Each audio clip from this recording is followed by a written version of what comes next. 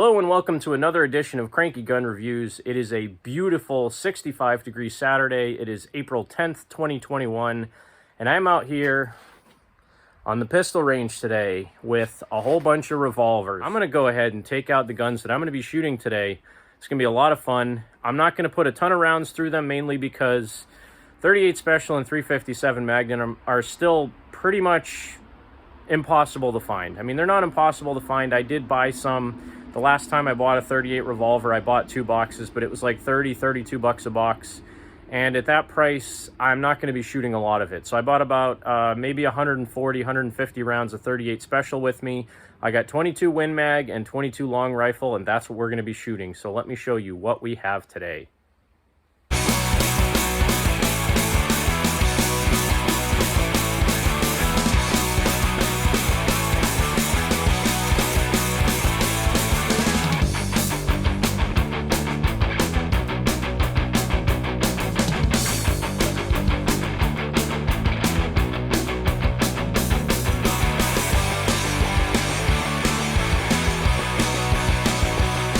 Alright, so starting off down here on the left, this is my Ruger Wrangler 22 long rifle. This is the bronze finish, 100% factory, haven't done anything to it yet. I've only shot it once actually, you saw it in that video. I do want to get some wood grips for it just to dress it up a little bit, probably some nice rosewood grips. This is my Smith & Wesson 617, which you saw in a couple of my previous videos.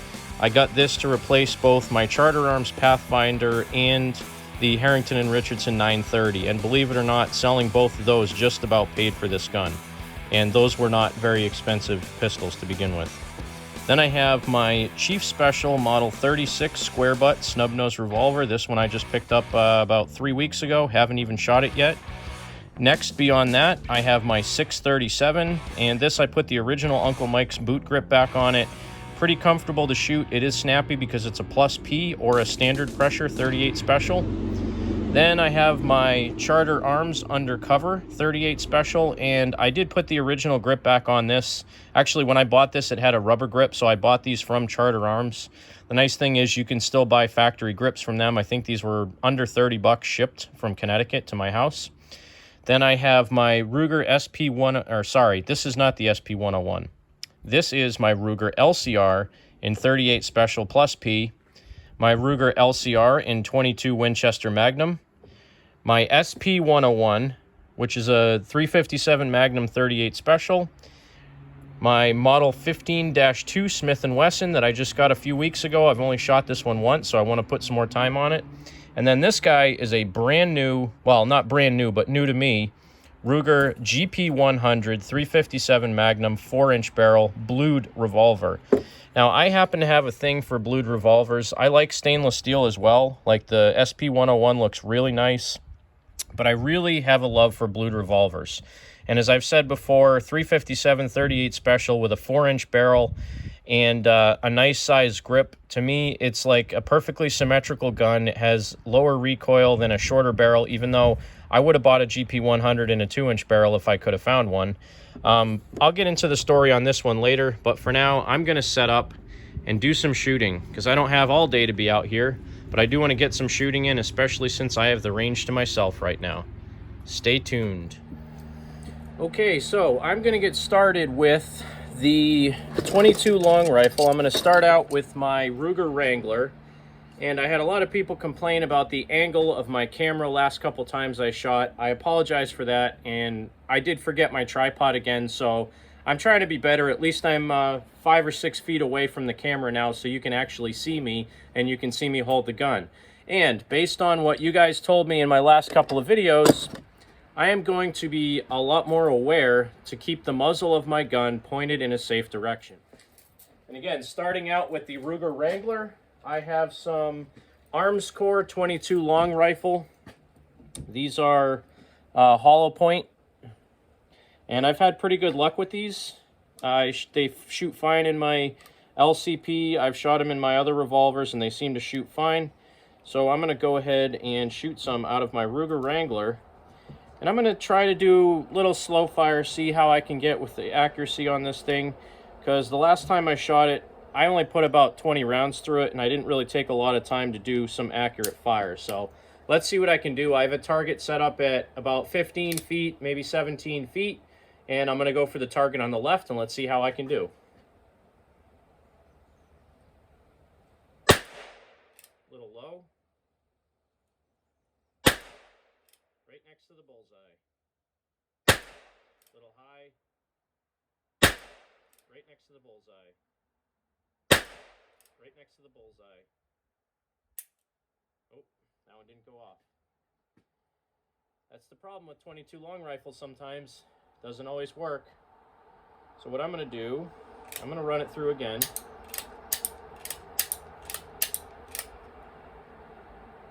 Nope, still nothing. Oh, you know what? That was a classic example of did he shoot 5 or only 6? And actually, I only loaded 5. Kind of comical. So always keep track of what you're doing. I'm used to shooting snub-nose revolvers that only have 5 rounds in them. So let me load this up with 6, because it is a 6-shooter, and go again here. There we go, there's the 6th one. Let me just double check, yep. Now I'm loaded with 6. Let's try that again. Left target still.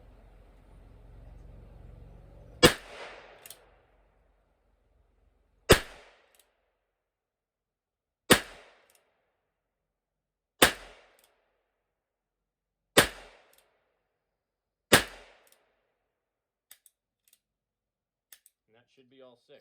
Seems to be very reliable. Let's go take a look at the target. All right, so this was 11 rounds that I put through it. This was my first shot down here on the bottom.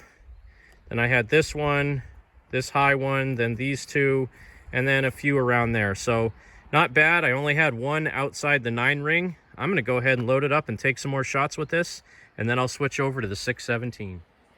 And you know what? Because I want to torture myself some more, and I need to use this stuff up, the Winchester White Box 333 round bulk pack that I had so much trouble with my LCP. I need to burn through this stuff. Wow! Those things go into the chamber so hard. The bullets are definitely oversized on this. Like, I have to shove them into the chamber. It doesn't even want to rotate the cylinder. That's not good.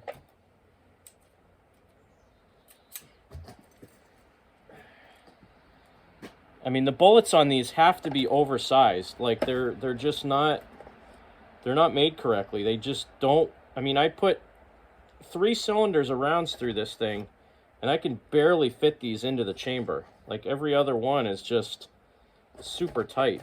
It shouldn't be that bad after only putting that many rounds through it. I mean, I brought a pistol cleaning kit with me. I could run a brush through it, but you shouldn't have to. These rounds are just terrible. So there's 6. Let's see how accurate or inaccurate these are. Boy, that really drags on the cylinder. It's terrible. Definitely high velocity-ish. I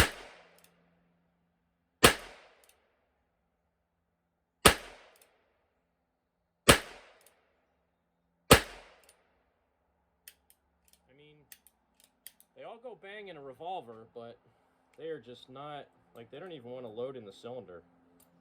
I'll do one more cylinder with those, just to see how they do. But half of those cases are, like, really, really tight in there. Missed one. Alright, let me do another cylinder of those, and then I'll switch to the 617 after. Yeah, these just, they don't like going in the cylinder. I want to shoot through this stuff, but it's like, it's difficult to shoot through it when I can't even get it in my revolver, you know? You'd think usually revolvers are good to use up crummy ammo with because they always go bang, but if you can't load them into the chamber, how is that even any good? I mean, that's like 4 of them I tried putting in. I can't even get into the cylinder. Unless there's an obstruction in that cylinder. Nope, no obstruction. I'll have to try them in the 617 again, but man, I can't get, there we go. You know, sometimes if you shoot shorts and then you go to long rifles in a revolver, the shorts will leave a ring of carbon inside the cylinder and it's hard to get a long rifle in after it. But I've only shot long rifle with this so far today and it's still hard to get them in. So here we go, 6 more on the left target.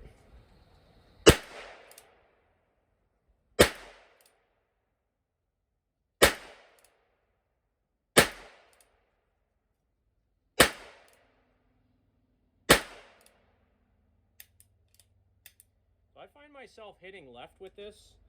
This has non-adjustable sights on it, and I think for me, the way I shoot, it just shoots left a little bit, so something I'll have to accommodate for. But I mean, again, for a $219 22 long rifle single action revolver, what do you really expect out of it? I mean, the accuracy is good. I only have, out of like 6 cylinders, I only have, I think, 2 rounds outside of the 9 ring.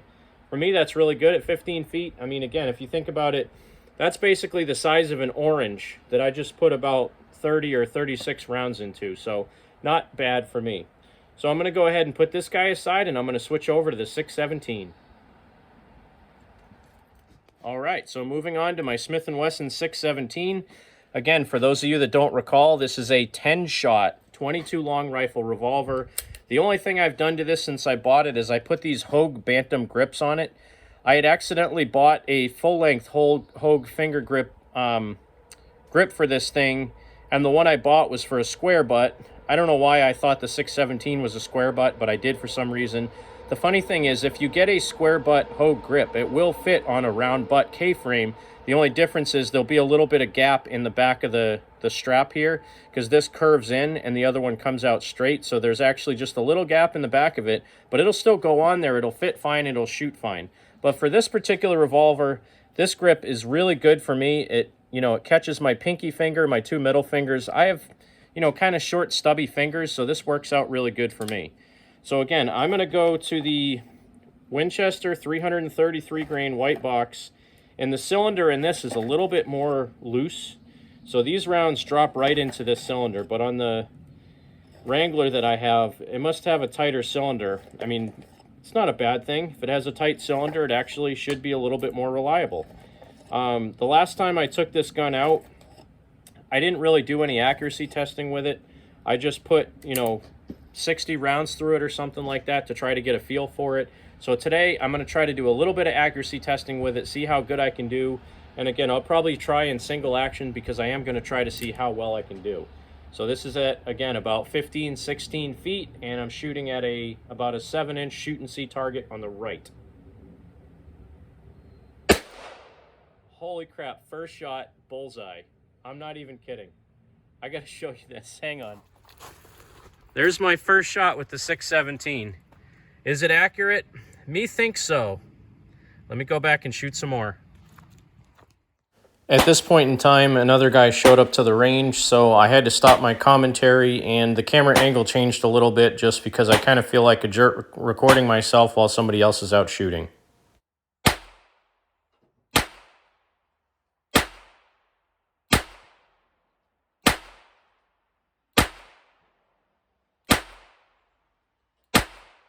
This was shooting the 617 in double action. I was shooting a mix of Armscore and Winchester white box alternating rounds in the cylinder.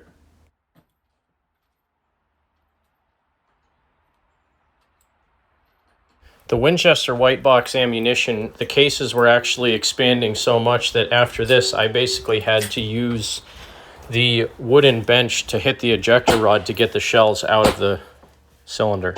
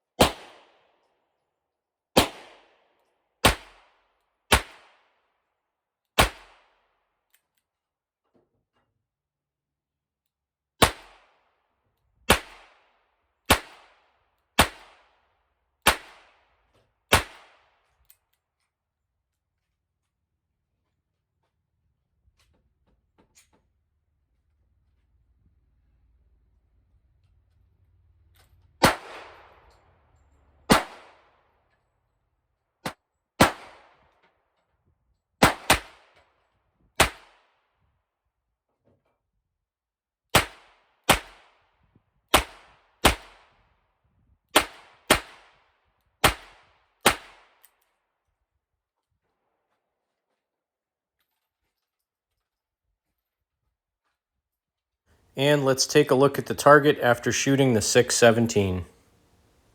The right target is the one I was shooting at with the 617, again at 15 feet. Now let's switch over to 38 Special, and here I have my square butt Model 36 no dash J-frame.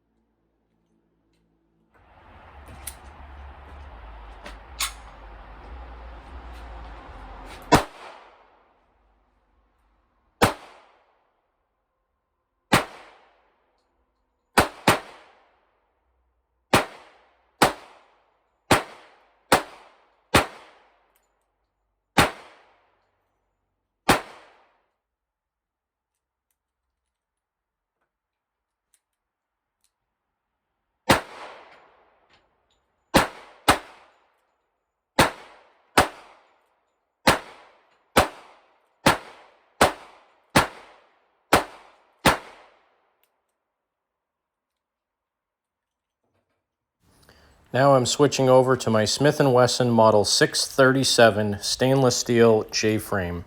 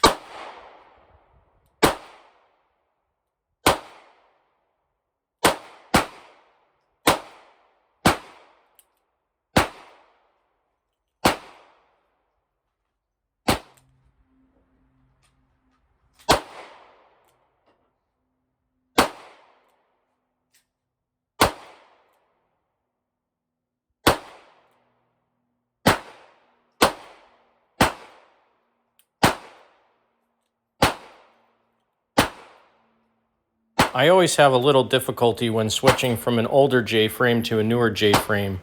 The old Model 36 has a really tall front sight, but you basically have to put the entire front sight above the U-notch on the rear of the frame, where the 637, you have to put the front sight top of it basically in between the two sides of the U-notch to get a good picture.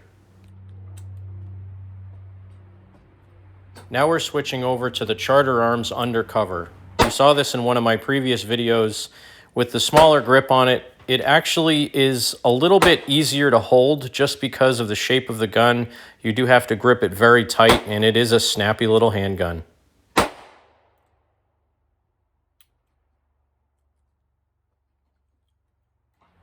The sights on the Charter Arms Undercover are more akin to the 637. It has a very short front ramp sight that you have to basically put in between the U-notch of the rear sight.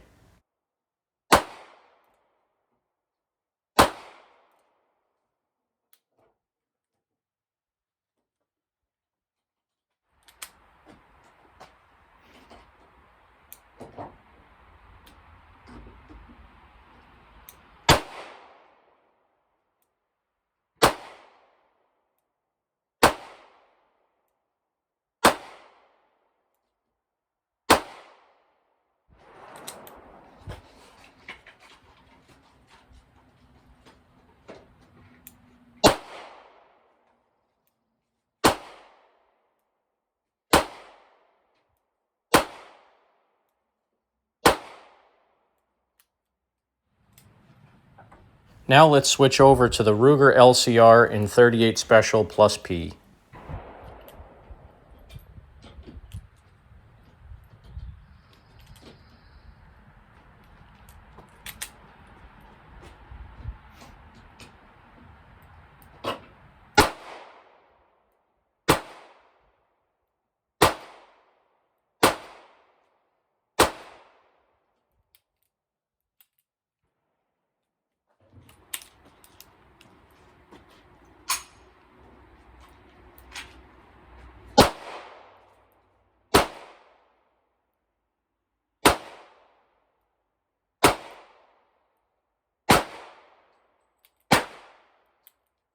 I started doing some drills coming from the low ready and taking 1 or 2 shots on the target, because just shooting straight at a target after a while, it can get a little dull.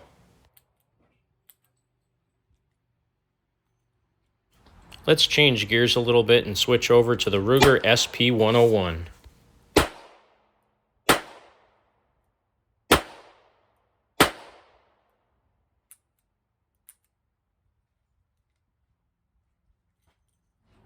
Even though this is a .357 Magnum revolver and it only has a 3-inch barrel, because it is a heavy stainless steel pistol, it shoots very well and it's very controllable.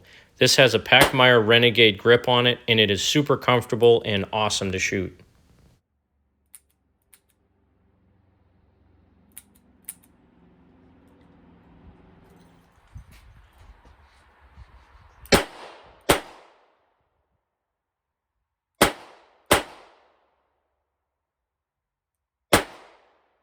Because I only brought about 150 rounds of .38 Special, I did do quite a bit of dry firing practice with the revolvers.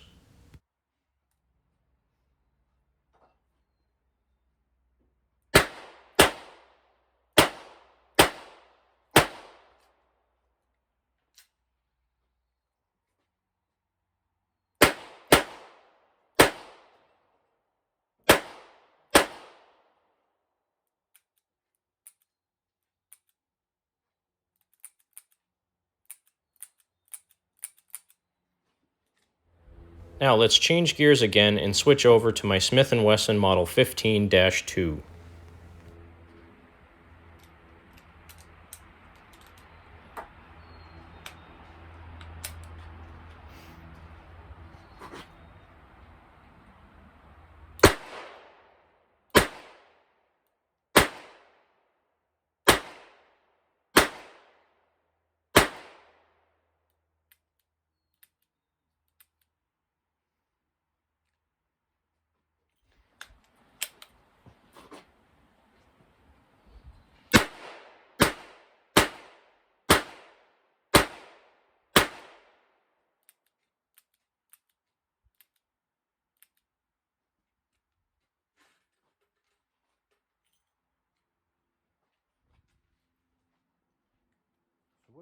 And here comes the other guy that was on the range.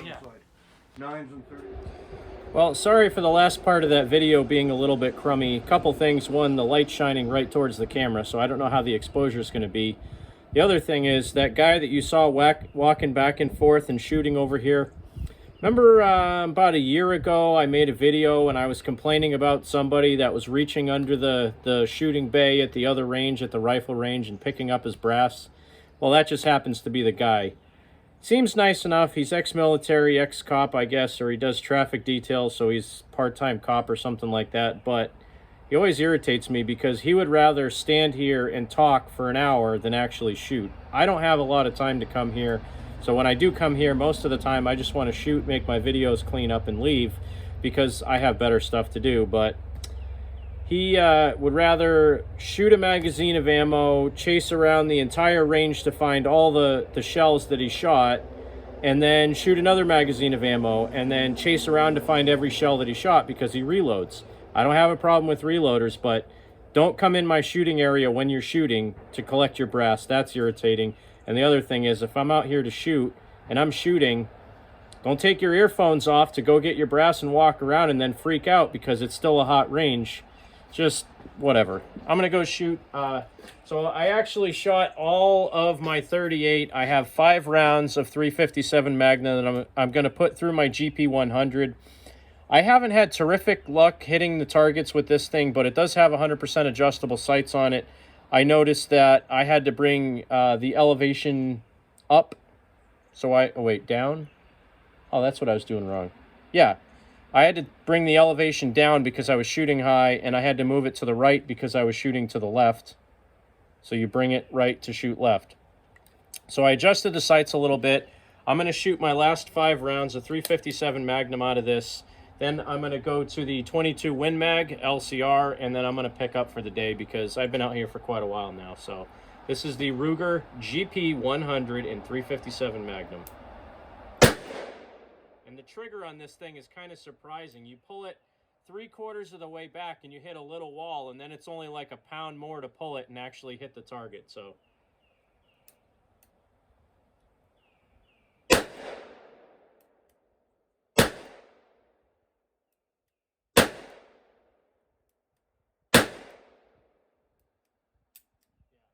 the way the trigger on this works, and these are already fired rounds in here, when you pull the trigger back on this double action, it gets all the way back to here and then it hits a wall. Once you pull it just a little more, it drops the hammer. So it's almost like a 2-stage double action trigger. You pull it back to there, it hits a wall, you just touch it a little bit more and it drops the hammer. In single action, very light, 2.5 pounds, maybe 3 pounds in single action.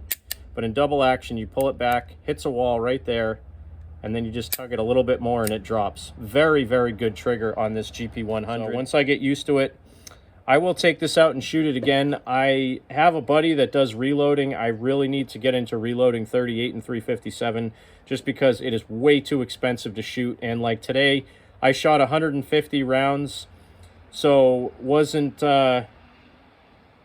It was a pretty expensive day. I mean, going rate for 357 Magnum or 38 Special is about $65 for 50 rounds.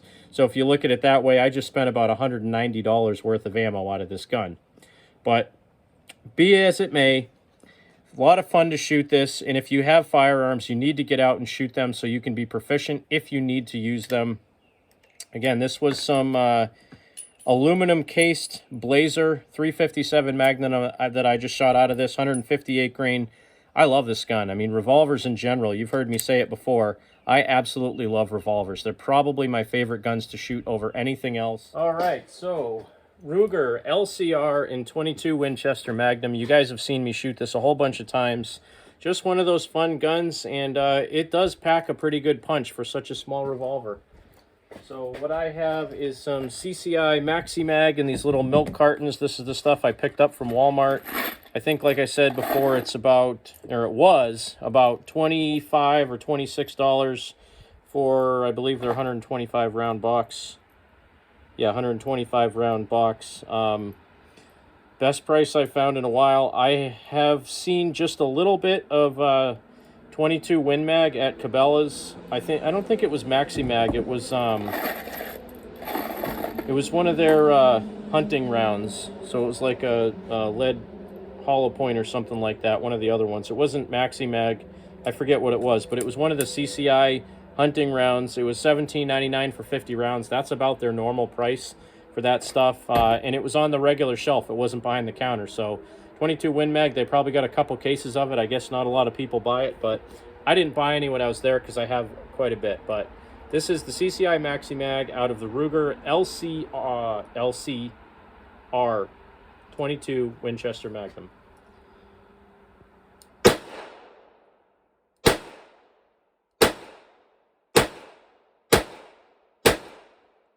lot of fun to shoot this. I tend to shoot it pretty high. I don't exactly know why, but a couple inches high, which is not really great if you're trying to be accurate with it. But again, it's an up close and personal gun. I'm shooting it about 5 yards, 5-6 yards. I think it's about 18 feet from where I'm shooting to the actual target. So 6 yards. Again, with an 1 7/8" long barrel with a 22 Win Mag, it's a little bit snappy for what it is. Not like a 38 Special out of a J-frame, but it's still a little bit snappy. So trying to be super accurate with it, I'm probably about 3 inches high on my target. Let's try to slow myself down and try to get better here. Right next to the bullseye. Right above it.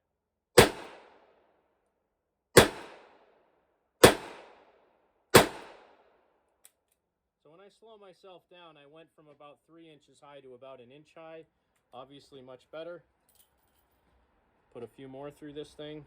I really enjoy shooting this. I often carry this just because, you know, if I'm out in the woods in my backyard, if I had I don't know, a possum attack me or something like that, this would probably be good enough at dispatching it.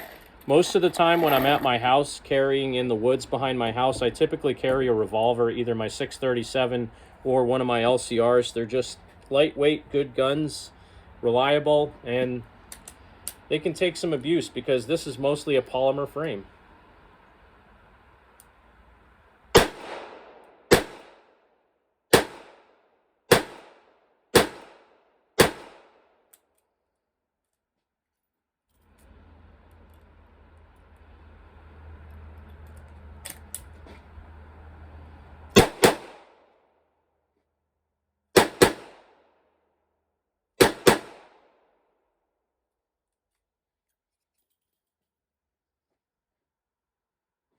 Thanks for watching Cranky Gun Reviews. I hope you enjoyed this video. It might be extra long-winded. I might break it up into a couple videos, but this has been Sidearm Saturday, talking about revolvers in all different calibers, 22 long rifle, 22 Winchester Magnum, 38 Special, 38 plus P, and 357 Magnum.